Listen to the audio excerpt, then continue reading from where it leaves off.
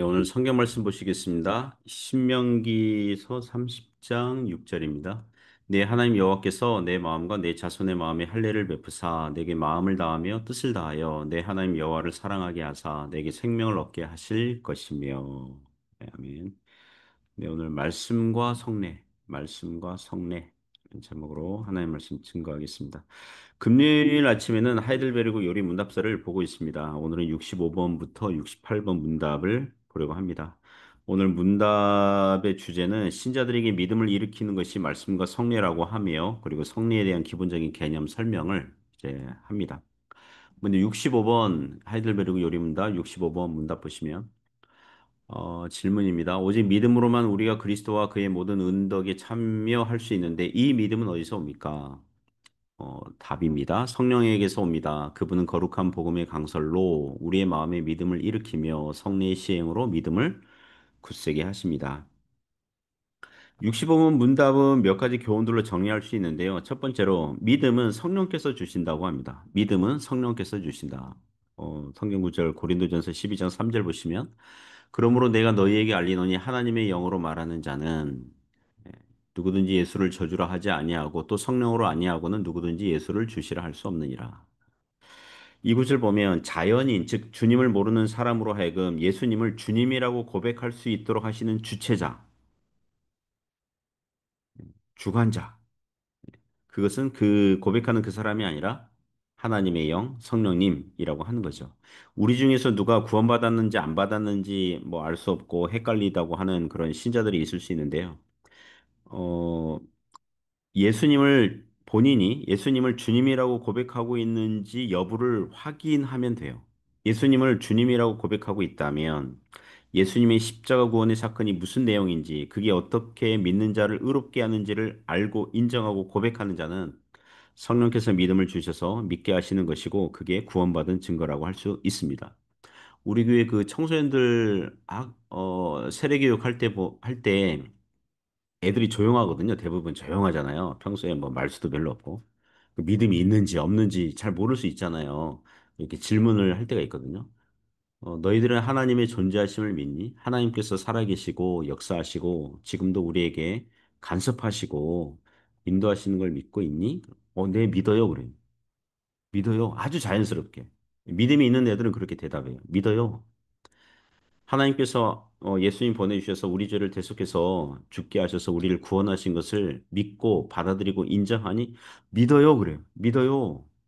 그 믿음이죠. 예수님을 주님이라고 고백하고 있다면 그게 믿음이 있는 거예요. 그게 구원받은 신앙이 있는 것입니다. 그러면 여기서 우리가 이런 질문할 수 있어요. 자연인, 이게 자연인은 그 믿지 않는 사람을 얘기하는 그런 호칭이거든요. 그 예수님을 모르는 사람이 집에 가만 앉아 있는데 또는 회사에서 일하고 있는데 또는 잠을 자고 있는데 성령께서 주도적이고 강력하게 그 사람을 거듭나게 하시고 예수님을 주님이라고 고백하게 하십니까? 이런 질문 어, 생길 수 있죠. 그죠? 그러니까 안 믿는 사람이 교회도 안 가고 말씀도 안 듣고 그냥 혼자 그냥 있는데 성령께서 그 사람을 갑자기 아주 급박하게 그를 거듭나게 하고 구원받는 사람으로 변화시킬 수 있습니까? 예수님을 주님이라고 고백할 수 있도록 그렇게 바꾸실 수 있습니까? 이런 질문 다뤄야 되는데요. 일단 성령께서 제 3위 하나님이시니까 얼마든지 그렇게 하실 수 있으시죠. 그죠? 하나님이시니까, 전능하신 하나님이시니까 그렇게 못하실 리가 없잖아요. 하실 수 있거든요. 사람이 집에 가만히 있는데 혹은 회사에서 일하고 있는데 잠을 자고 있는 중이라도 그 사람으로 하여금 갑자기 거듭나게 하시고 예수님을 주님으로 고백하도록 하실 수 있으십니다. 그와 같이 특별하게 역사하실 수 있어요. 예, 우리가 볼 때에 특별하게 역사하실 수 있어요. 가끔 이란 쪽에서 이 아랍 나라 쪽에서 뭐 기독교 뭐라 그럴까 이렇게 복음을 쉽게 들을 수 없는 그런 지역인데 뭐 어떤 사람의 꿈에 어떤 환상 가운데 어떤 기적을 체험하기 위해서 점점 복음으로 그 들어오게 하는 어떤 그런 어떤 간증이나 그런 사건들 이렇게 들을 때가 있거든요. 그와 같은 이적을 성령께서 행하실 수 있으시죠. 그러나 보통은 보통은 그렇게 하시지 않죠. 예, 어떤 방식으로 합니까? 여기서 두 번째 교훈으로 말씀의 말씀이라는 은혜의 방편이 필요한 거죠. 죄인이 거듭나고 예수님을 주님으로 고백하려면 그에게 복음 전도의 필요성과 긴급성을 요구하는 것입니다. 로마서 10장 17절 보시면 그러므로 믿음은 들음에서 나며 들음은 그리스도의 말씀으로 말미암았느니라. 이 로마서 10장 17절 그 이전 구절들이 뭐냐면 주님의 이름을 부르는 자는 구원을 받는데 믿어야 부를 것이고 믿으려면 복음을 들어야 되고 복음을 들으려면 누군가 전파해 줘야 되고 그 전파하는 자를 하나님께서 보내주셔야만 된다. 이렇게 역순으로 이렇게 말씀하시는 내용들이 나오거든요. 예수님을 모르는 사람이 복음을 듣는 자리에서 성령께서 그리스도의 말씀을 사용하시어 그 죄인으로 하여금 감동, 감화, 이해와 총명을 주셔서 복음을 알아듣고 믿도록 주도적으로 역사하신 결과로서 믿게 되는 거예요. 그런 의미에서 말씀은 은혜를 받게 하는 외적 도구가 되니까 그것을 주도하시는 분은 우리 성령 하나님이시라는 것입니다.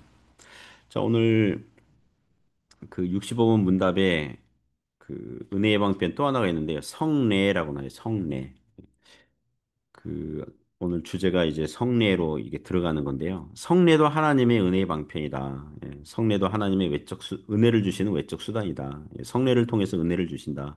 마태복음 28장 19절 보시면 예수님께서 세례를 줘라. 이렇게 제자들에게 천하만국 다니면서 제자 삼고 세례를 줘라. 이런 예수님 명령이 나오고요.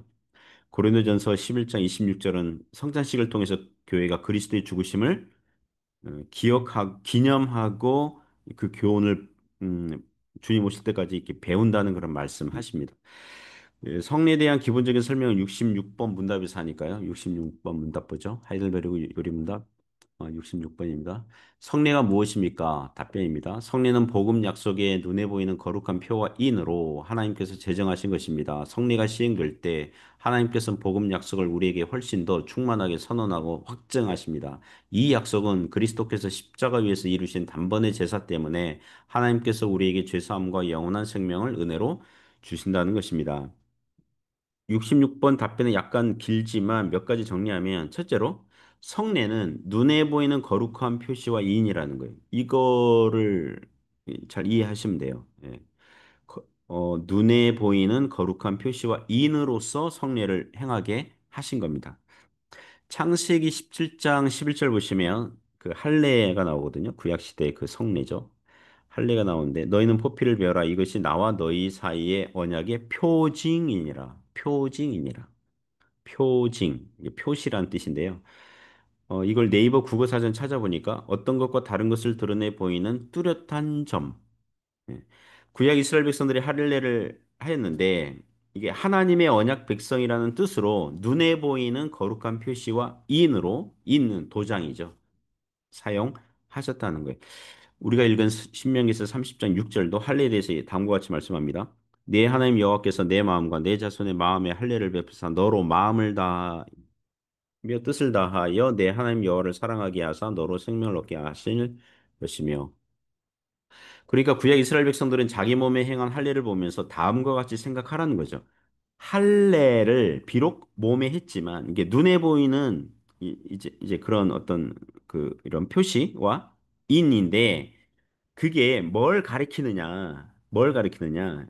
이 할례에 담겨 있는 속뜻이 무엇이냐? 그것은 마음의 할례를 해라.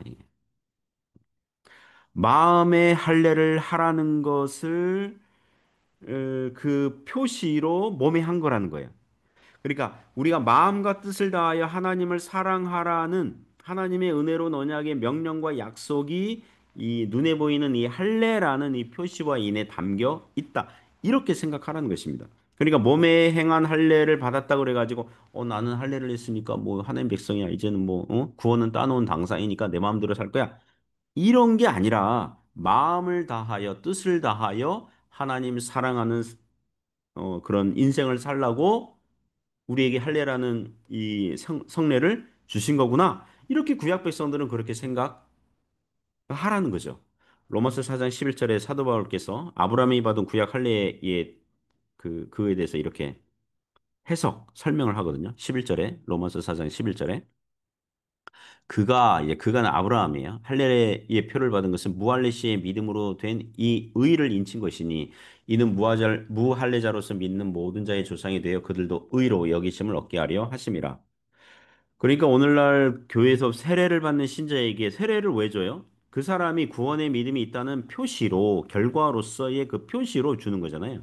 구약시대 할례도 하나님을 믿음으로 의를 얻었다는 것을 확인 도장 찍는 것으로 주어졌다는 거예요.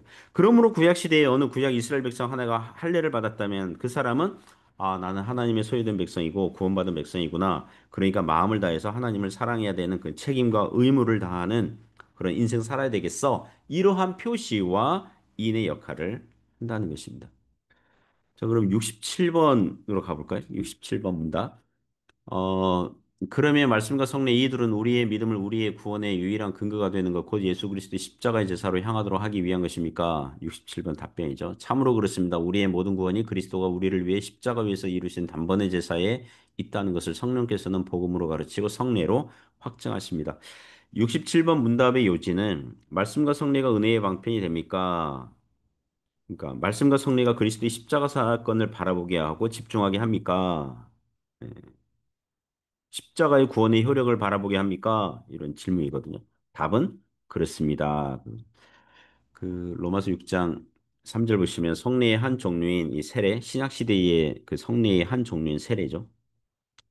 세례에 담긴 뜻을 이렇게 얘기합니다. 로마서 6장 3절에서 무릇 그리스도 예수와 합하여 세례를 받은 우리는 그의 죽으심과 합하여 세례를 받은 줄을 알지 못하느냐. 교회에서 누군가가 세례를 받았다면 그 세레모니 그 뜻은 뭐냐면 우리 교인들이 어떻게 봐야 돼요, 그 사람? 또 세례받은 사람은 어떻게 생각해야 돼요? 아, 세례를 받는 저 사람은 그리스도와 연합하여 십자가에서 죽은 사람이구나. 세례받은 우리는 어떻게 생각해야 돼요? 우리는 십자가에서 이미 주님과 함께 연합하여 이미 죽은 사람이로구나. 그리고 그 이후 구절 보면 그리스도와 함께 살리심 받았고 부활했고 살아났고 이런 말씀을 하거든요. 고린도전서 11장 26절은 성찬식에 담긴 교훈을 이제 복음서에 나온 예수님의 그 성찬식 하실 때 말씀하셨던 말씀 인용하면서 이렇게 얘기합니다. 너희가 이 떡을 먹으면 이 잔을 마실 때마다 주의 죽으심을 그가 오실 때까지 전하는 것이니라. 우리가 교회에서 성찬식 할 때 떡과 잔을 먹고 마실 때에 이거는 뭘 생각하라는 거예요? 그리스도께서 다시 오시는 날까지 교회는 그리스도의 십자가의 구원의 사건을 기념하고 전하고 나누고 확인하고 반복하고 그렇게 하라는 거예요. 갈라디아서 3장 27절 보시면 세례에 대해서 얘기합니다. 누구든지 그리스도와 합하기 위하여 세례를 받은 자는 그리스도로 옷 입었느니라. 세례 그러면 그리스도와 연합했다 이런 속뜻을 가지고 있고 또 은유로 메타포 이게 운유로 이제 묘사를 하죠. 옷을 입었다. 당신 세례 받았습니까? 그러면 당신은 그리스도로 옷 입은 사람이군요. 이렇게 그런 은유로 이렇게 묘사를 하는 거죠. 자, 어느 남자가 있습니다. 군복을 입었다면 우리 어떻게 생각합니까? 아, 그 사람 군인이구나. 누가 경찰복을 입었어요. 아, 그럼 경찰이겠구나. 그렇죠? 누가 특정 운동복을 입었어요. 뭐 야구선수 운동복을 입었어요. 아, 그는 야구선수구나. 뭐 이렇게 생각하잖아요. 마찬가지로 누가 그리스도로 옷 입었다면 세례받은 그리스도인이라면 아, 그리스도를 닮은 사람이구나. 그죠? 그리스도께서 걸어가신 길을 따라서 걸어가는 사람이구나. 그리스도처럼 하나님을 사랑하고 이웃을 사랑하는 사람이구나. 이렇게 보이는 거죠. 제가 며칠 전 뉴스 보니까 저는 또 목사니까 교회에 대한 뉴스를 또 이렇게 눈여겨보잖아요. 한국 분당에 있는 어느 대형교회 그 뉴스가 나오더라고요.